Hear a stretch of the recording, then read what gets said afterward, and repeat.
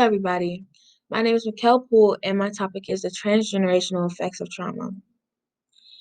To start us off, transgenerational trauma is more common than people think. More often than not, we see how past trauma influences our day-to-day life. However, in some cases, people experience symptoms of trauma without going through a traumatic situation themselves. Epigenetics is a study of how traumatic events change how genes are expressed, which can mean that a child who was born to parents that have gone through a traumatic experience can show symptoms without actually going through it themselves.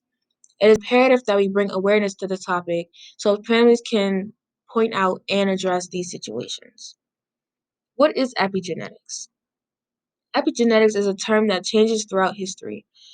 In the 17th century, physician and physiologist William Harvey studied genotypes and phenotypes, which is a more genetic approach rather than the now more psychological approach. All cells within the body are made up of the same genetic coding. However, the structure of the genes is why they are expressed in different ways.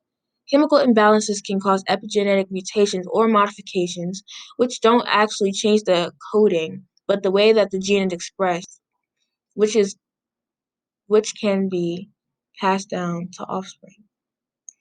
The process of epigenetic modification.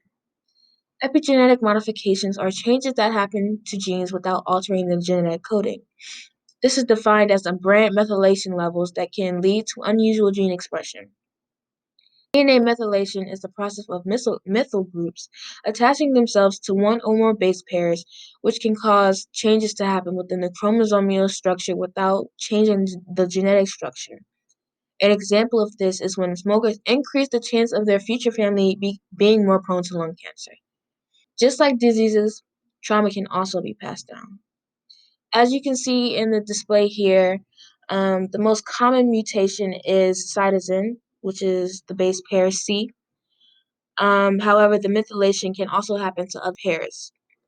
The cytosine is just the most common studied genotype mutation that is found today. How is it? How does it affect future generations? Minorities such as African, Asian, and Native Americans are more prone to developing PTSD rather than their white and Latinx counterparts, even though they report experiencing traumatic events far less than them. An example of health issues that can be passed down is the fact that Black people are more prone to high blood pressure due to their higher salt retention.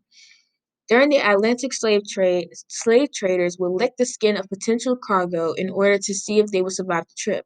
The saltier the skin, the healthier the slave.